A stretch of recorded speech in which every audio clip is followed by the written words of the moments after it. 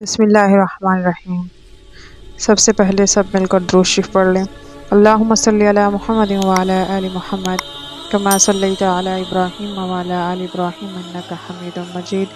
اللہم بارک علی محمد وعلی آل محمد کما بارکت علی ابراہیم وعلی آل ابراہیم انک حمید مجید۔ آج ہم حسن بصری رحمہ اللہ کا واقعہ بیان کریں گے۔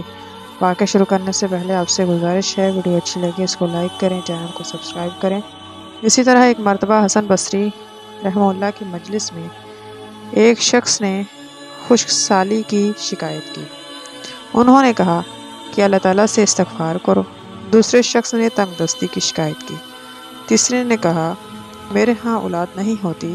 چوتھے نے کہا پیداوار کم ہوتی ہے۔ اسی طرح سب نے شکایت کی تو حضرت حسن بصری نے سب کو ایک ہی علاج بتایا، جاؤ اللہ سے معافی مانگو، استغفار کرو۔ لوگوں نے کہا یہ کیا معاملہ ہے، آپ سب کو مختلف شکایتوں کا ایک ہی علاج بتا رہے ہیں؟ تو حسن بصری نے لوگوں کو کہا کیا تم نے سورہ نوح کی آیت نہیں پڑھی؟ پھر آپ نے انہیں درجہ بالا آیت پڑھ کر سنائی۔ پھر اس شخص نے استغفار کو اپنے اوپر لازم کر لیا، اللہ تعالیٰ نے اس کو ہر مشکل سے نجات دے گا، ہر پریشانی سے دور کر کے کشادگی عطا کرے گا، اور رزق کا انتظام تو وہاں سے ہوگا جہاں اس کا وہم و گمان نہ ہوگا۔ خوشخبری ہے اس شخص کے لیے جو اپنے نامہ اعمال میں بہت زیادہ استغفار کو پائے۔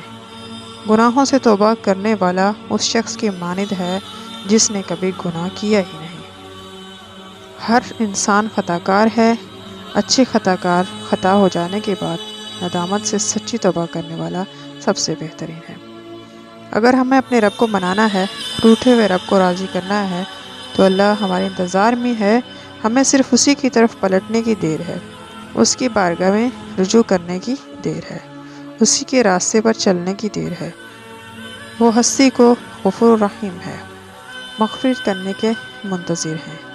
کائنات کی فضاؤں سے ہر وقت صدائیں آتی ہیں کہ ہے کوئی مجھ سے معافی مانگنے والا، میں اس کو معاف کروں، ہے کوئی میری طرف آنے والا، میں اس کا اپنا قرب رحمت عنایت کروں۔ نہ صرف بلکہ میرا بندہ میری طرف پلٹ آئے، نہ صرف گناہ معاف کروں گا بلکہ دنیا میں بھی تمہیں عزت نامور کی زندگی عطا کروں گا، مال و دولت سے نواز دوں گا، باغات نہریں تمہارے لیے بہا دوں گا، بلکہ نیک اور صالح بیٹے بھی عطا کروں گا جن کو دیکھنے سے تمہارا دل باغ و بہار ہو جائے گا۔ تم صرف ایک شرط پوری کرو، توبہ کرو، استغفار کرو۔ یہ ہے قرآن کی دعوت۔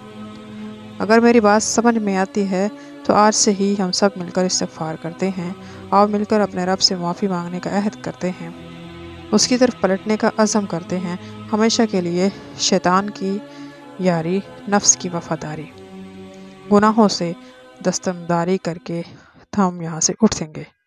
ہمارے گناہوں کو اللہ سے معافی مانگنی چاہیے کہ اللہ تعالیٰ ہم سب کے گناہوں کو معاف کرے، آمین۔ وما علینا الا البلاغ۔ ہماری ویڈیو اچھی لگے اس کو لائک کریں، چینل کو سبسکرائب کریں تاکہ آنے والے